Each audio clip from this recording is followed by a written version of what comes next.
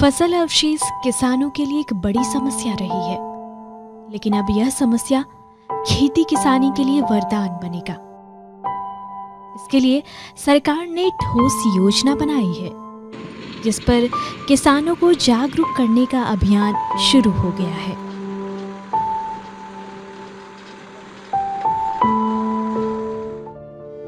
अक्सर ऐसा देखा जा रहा है कि धान की फसल कटने के बाद फसल अवशेष, जिसे हम पराली भी कहते हैं, इसे कई किसान खेतों में ही जला देते हैं।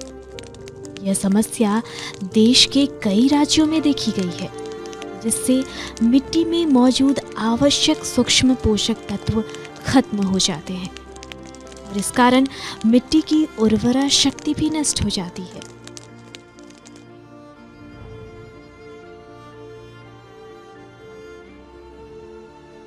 कई ऐसे मित्र कीट जो कि अगली फसल के लिए मददगार होते हैं, वो भी मर जाते हैं।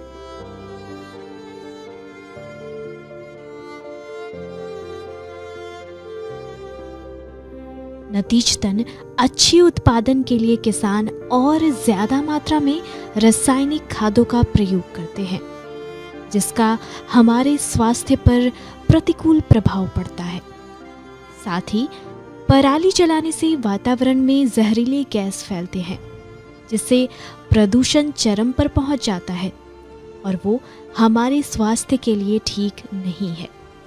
इस कारण हमें कई गंभीर बीमारियों का सामना करना पड़ रहा है। बिहार सरकार इस खतरे को समझते हुए अग्रणी भूमिका निभा रही है। किसानों को पराली न जलाने के लिए इन्हें जागरूक कर रही है और उन्हें कई तकनीक बताए जा रहे हैं। इन तकनीकों में एक है बायोचार का निर्माण और उपयोग। बायोचार का उत्पादन फसल अवशेष प्रबंधन का एक महत्वपूर्ण विकल्प है, क्योंकि इसके द्वारा फसल में उपलब्ध कार्बन और अन्य पोषक तत्वों को बायोचार के रूप में संरक्षित कर मिट्टी की उर्वरा शक्ति बढ़ाने के लिए उपयोग किया जाता है। बायोचार को ऑक्सीजन की अनुपस्थिति में फसल अवशेष को पाइरोलिसिस के द्वारा बनाया जाता है।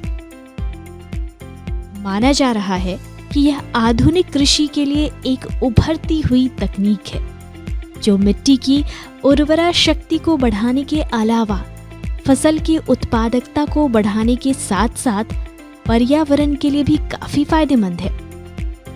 अनुसंधान के दौरान यह भी पाया गया है कि बायोचार के उपयोग से गेहूं की फसल में 10 से 15% की वृद्धि हुई है।